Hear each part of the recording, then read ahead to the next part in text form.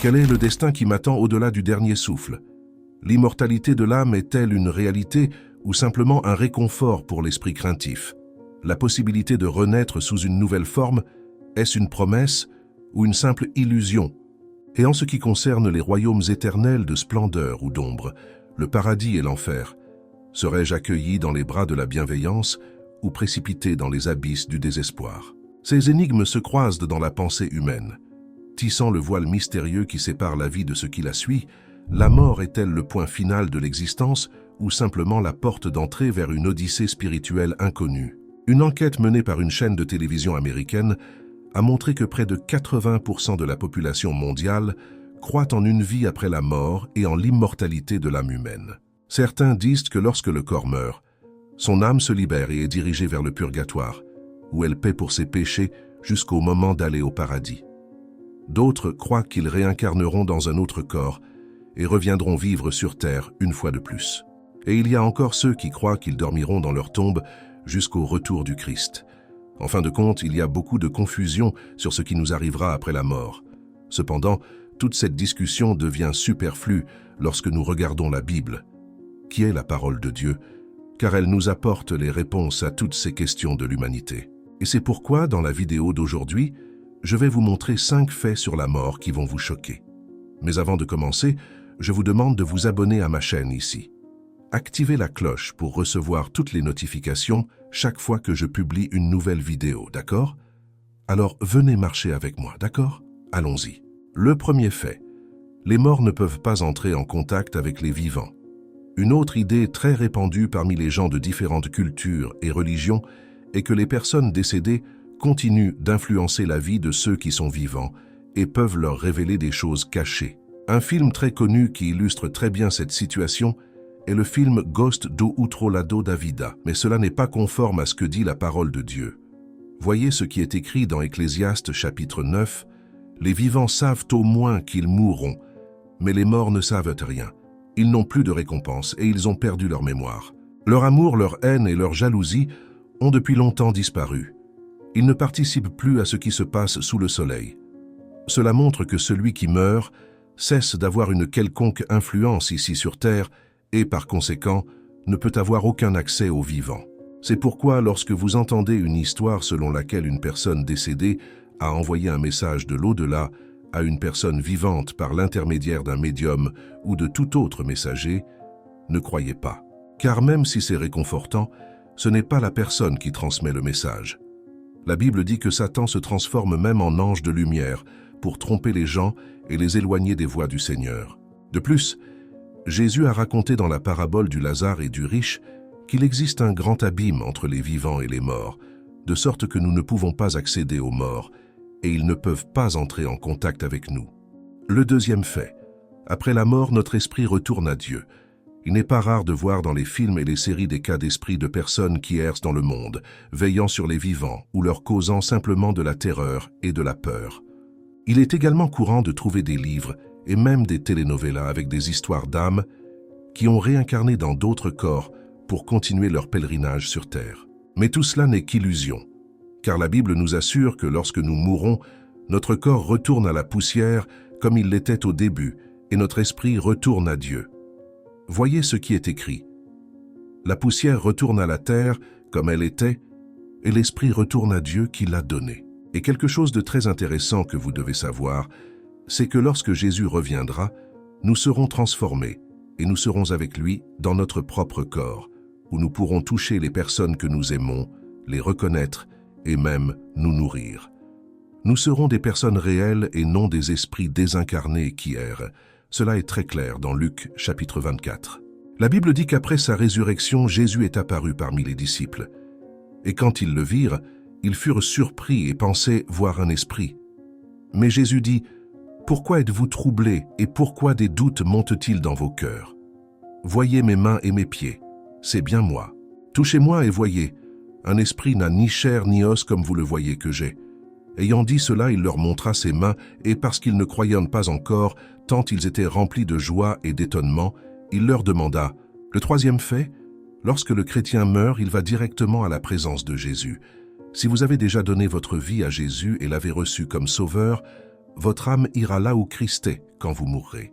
C'est ce que Christ a dit au larron crucifié à côté de lui. Aujourd'hui, tu seras avec moi dans le paradis.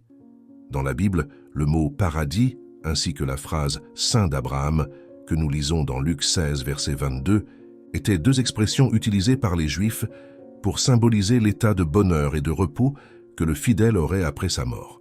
Et dans ce passage du larron de la croix, Jésus affirme que cet état de bonheur et de repos est à ses côtés. Dans le livre des Actes, nous lisons également qu'Étienne, peu avant sa mort, a vu Jésus debout dans le ciel à la droite de Dieu, prêt à le recevoir. Alors qu'il était lapidé, Étienne a dit « Seigneur Jésus, reçois mon esprit », c'est-à-dire que l'esprit d'Étienne, au moment où il quittait son corps, est allé à la présence de Jésus. Enfin, nous avons également l'enseignement de l'apôtre Paul. À la fin de sa vie, Paul était en prison et attendait le jour de sa mort, mais il n'avait pas peur de mourir. Au contraire, il attendait avec impatience d'être avec Jésus et a dit « J'ai le désir de partir et d'être avec Christ, ce qui est bien meilleur. » Cela montre que Paul était sûr que, dès qu'il mourrait, son esprit irait vers Jésus. Ainsi, dans ces trois cas, nous comprenons que dès que le chrétien meurt, il va immédiatement là où Jésus est. Le quatrième fait, les corps des chrétiens dorment après la mort. La traduction du mot « dormir » dans la Bible a deux sens différents. Le premier concerne la période de repos que nous passons tous quotidiennement. Quant au second, il concerne la mort du corps, comme cela est arrivé à Lazare qui a été ressuscité par Jésus 4 jours après sa mort.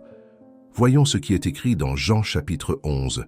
Jésus dit « Notre ami Lazare s'est endormi, mais j'y vais pour le réveiller. » Ses disciples lui répondirent « Seigneur, s'il dort, il sera guéri. » Jésus avait parlé de sa mort, mais les disciples pensaient qu'il parlait simplement du sommeil.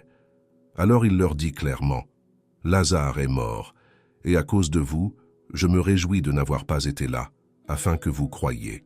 Mais allons vers lui. » Frères, il est important de savoir que le mot « dormir » dans la Bible s'applique uniquement aux chrétiens. Voyons ce qui est écrit dans 1 Thessaloniciens chapitre 4. « Frères, nous ne voulons pas que vous soyez dans l'ignorance au sujet de ceux qui dorment, afin que vous ne soyez pas attristés comme les autres qui n'ont pas d'espérance. Car si nous croyons que Jésus est mort et ressuscité, nous croyons aussi que Dieu amènera avec Jésus ceux qui sont morts en lui. » Les corps des fidèles sont décrits comme dormants, dans un langage symbolique très courant dans le Nouveau Testament, pour désigner le corps de ceux qui sont morts avant le retour de Jésus, et jamais pour l'esprit et l'âme. La preuve en est le verset 52 de Matthieu chapitre 27 qui dit « Les sépulcres s'ouvrirent, et plusieurs corps des saints qui étaient morts furent ressuscités. » Ce passage de 1 Thessaloniciens est en fait l'un des plus intrigants et pleins d'espoir que nous trouvons dans la Bible. Il parle directement au cœur de ceux qui ont perdu un être cher et qui sont tourmentés par la douleur de la perte. L'apôtre Paul ici n'offre pas seulement un réconfort. Il nous donne un aperçu de ce que Dieu a prévu pour l'avenir de ceux qui croient. Lorsque Paul parle de ceux qui dorment, il utilise une métaphore puissante pour décrire la mort, qui est très différente de la manière dont le monde voit la mort. La promesse que Paul révèle est à couper le souffle. Dieu amènera par Jésus ceux qui sont morts en lui. Cela signifie que tout comme Jésus a été ressuscité des morts, ceux qui sont morts en croyant en lui seront également ramenés à la vie à son retour. C'est l'espoir qui transcende la douleur de la mort, un espoir de retrouvailles, de restauration et de vie éternelle. Mais Paul va plus loin, donnant plus de détails sur cet événement extraordinaire dans d'autres textes, comme dans 1 Corinthiens 15, où il parle de la transformation des corps. Les corps mortels et sujets à la corruption seront transformés en corps immortels et incorruptibles.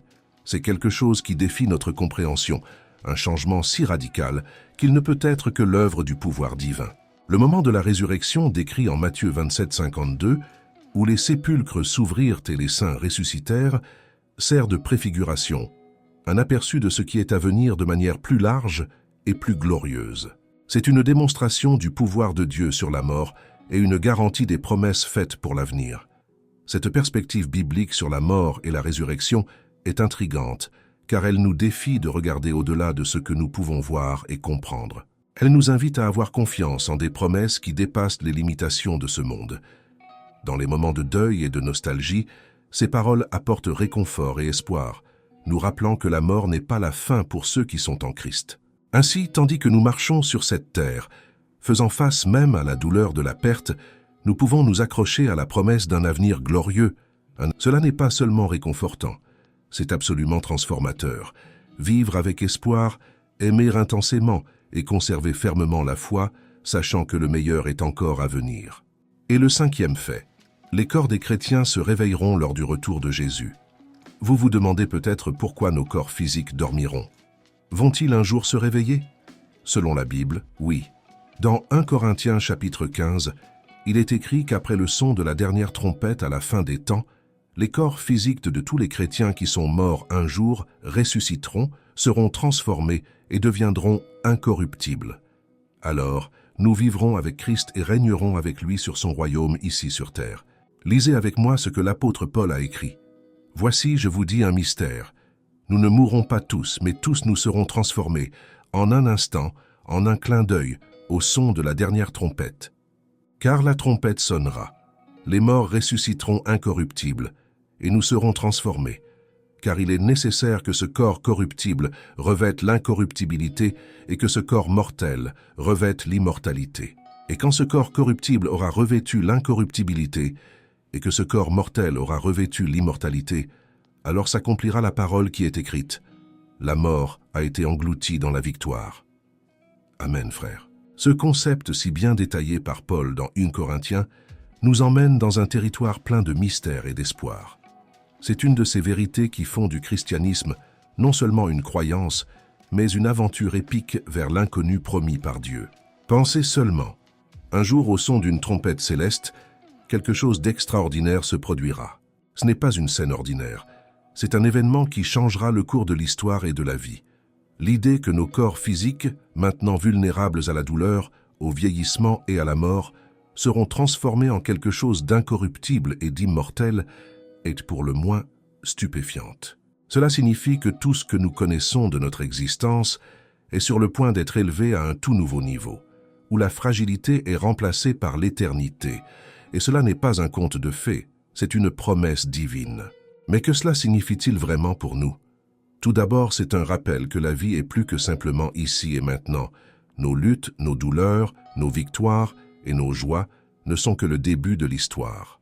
L'apôtre Paul nous dit qu'il y aura un grand final, un moment de transformation si radical qu'il sera comme se réveiller d'un profond sommeil pour une nouvelle réalité, une réalité où la mort n'a plus de pouvoir. Cela nous donne aussi une perspective sur la valeur de la vie et du corps. Dans une culture obsédée par la jeunesse et la beauté, la promesse de la résurrection nous rappelle que notre valeur ne réside pas dans la perfection physique, mais dans ce que nous sommes devant Dieu. Notre corps, même destiné à mourir, est assez important pour que Dieu promette sa restauration et sa transformation. De plus, cette promesse est une invitation à vivre avec espoir. Dans les moments de deuil ou lorsque nous faisons face à la peur de la mort, nous pouvons nous accrocher à la certitude que la mort n'est pas la fin. Il y a une continuité, un avenir garanti non par nos mérites, mais par la victoire de Christ sur la mort. Cela change tout. Cela change la façon dont nous abordons nos jours, comment nous faisons face au deuil et comment nous vivons notre foi. Enfin, le réveil des corps lors du retour de Jésus est un appel à l'action. Sachant que ce monde n'est pas tout ce qui existe et qu'un jour nous serons transformés pour vivre éternellement avec Christ, nous sommes encouragés à vivre d'une manière qui reflète cet espoir éternel. Cela signifie rechercher la justice, aimer notre prochain et répandre la bonne nouvelle de la résurrection. En résumé, cette promesse de transformation et de résurrection n'est pas seulement un happy end pour l'histoire de l'humanité.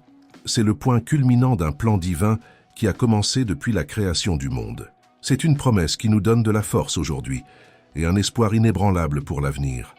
Et quand ce jour arrivera, quand la dernière trompette sonnera, nous serons prêts à nous réveiller pour l'éternité, libérés de la corruption et vêtus d'immortalité pour toujours. C'est une promesse qui nous donne de la force aujourd'hui et un espoir inébranlable pour l'avenir. Et quand ce jour arrivera, quand la dernière trompette sonnera, nous serons prêts à nous réveiller pour l'éternité, libérés de la corruption et vêtus d'immortalité pour toujours. Peu importe si votre corps a été enterré dans un cimetière, si vous avez été incinéré et que vos cendres ont été dispersées, si vous avez été dévoré par un animal ou simplement disparu. Quand la trompette sonnera, toutes les particules du corps se rassembleront et se présenteront au Seigneur. Une autre chose intéressante qui se produira à ce moment-là est que les corps ressuscités rencontreront les corps de ceux qui étaient vivants lorsque Jésus reviendra, et nous aurons tous des corps glorifiés comme celui de Jésus. Imaginez un jour sans avertissement, le son d'une trompette résonnera dans tous les coins du monde. Ce ne sera pas un son ordinaire, mais l'annonce d'un événement sans précédent dans l'histoire de l'humanité. Imaginez un jour sans avertissement, le son d'une trompette résonnera dans tous les coins du monde. Ce ne sera pas un son ordinaire, mais l'annonce d'un événement sans précédent dans l'histoire de l'humanité. Selon les Écritures, ce sera le moment où quelque chose d'extraordinaire se produira. La résurrection des morts et la transformation des vivants. Cette idée peut sembler sortie d'un livre de fantaisie, mais elle est fermement ancrée dans les promesses bibliques. Le plus incroyable de tout est la façon dont la Bible décrit ce processus de réunification et de transformation. Peu importe ce qui est arrivé au corps physique après la mort, à ce moment décisif, chaque particule, chaque atome qui a un jour fait partie des fidèles sera rassemblé. C'est une promesse de restauration totale qui dépasse les limites de ce que nous considérons normalement comme possible. Maintenant, réfléchissons au sens de cela dans un monde où la mort semble être la fin définitive. La Bible nous offre une vision complètement différente. Elle nous parle d'un avenir où non seulement nous continuerons d'exister, mais nous serons restaurés à la perfection. Et nous ne parlons pas d'une existence éthérée ou spiritualisée, nous parlons de corps physiques tangibles, mais transformés et glorifiés, libres de maladies, de vieillissement et de mort. Le concept de corps glorifié, semblables à celui de Jésus après sa résurrection, est fascinant. Jésus n'est pas revenu comme un esprit intangible. Il est ressuscité physiquement, capable de manger, d'être touché et même de montrer les marques de la crucifixion comme preuve de son identité. Mais en même temps, il était capable d'apparaître dans des endroits clos et de monter aux cieux.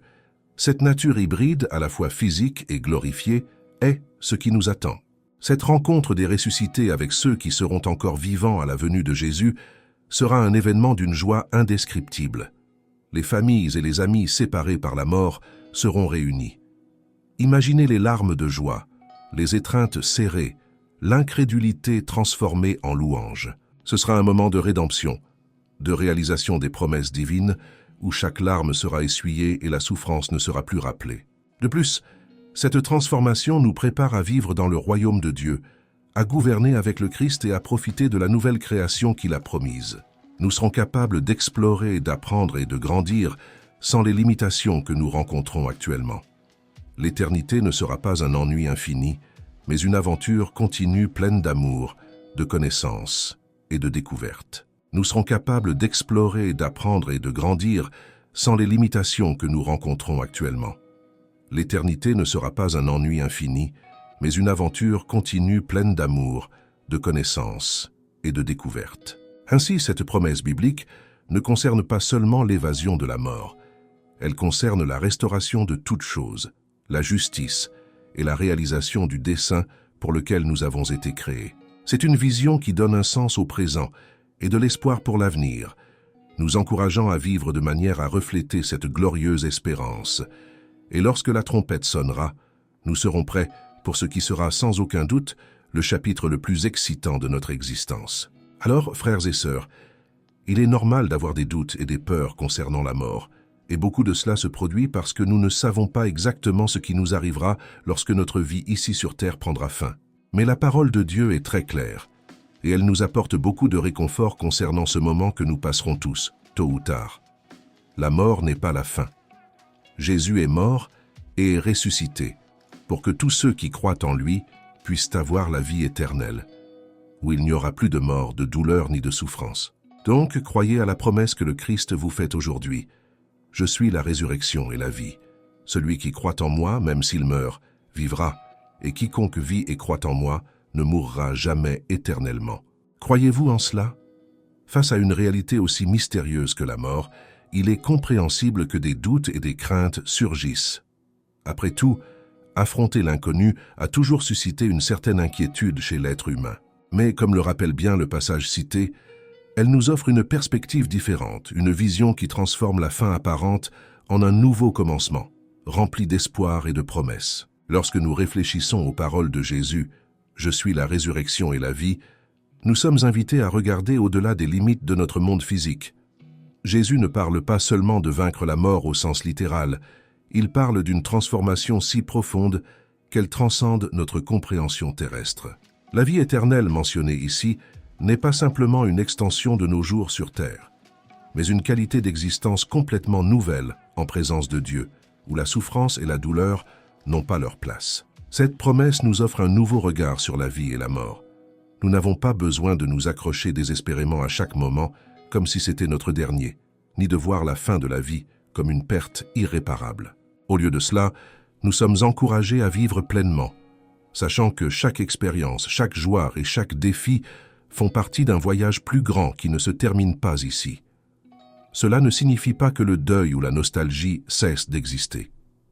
Après tout, nous sommes des êtres humains, des créatures émotionnelles qui nouent des liens profonds.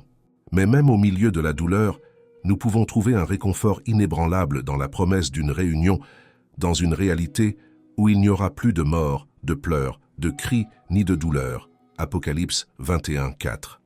De plus, cet espoir peut changer notre manière d'interagir avec le monde qui nous entoure. Savoir que la mort n'a pas le dernier mot nous libère pour aimer plus librement, agir plus courageusement et pardonner plus promptement. Cela nous inspire à rechercher un sens et un but, non seulement pour notre propre bénéfice, mais comme une façon de refléter l'amour de Dieu dans ce monde. Par conséquent, face aux incertitudes de la vie et à l'inévitabilité de la mort, nous pouvons nous accrocher fermement à la promesse de Jésus. La foi en la résurrection et en la vie éternelle qu'il offre n'est pas seulement un réconfort face à la peur de l'inconnu. C'est la base d'une vie vécue avec espoir, but et amour inconditionnel. Bien sûr, nous pouvons croire en la promesse du Christ, non pas comme un acte de négation de la réalité de la mort, mais comme l'affirmation la plus profonde de la vie qu'elle représente vraiment. Croyez en cela, et la paix qui dépasse tout entendement gardera vos cœurs et vos esprits en Jésus Christ. Amen.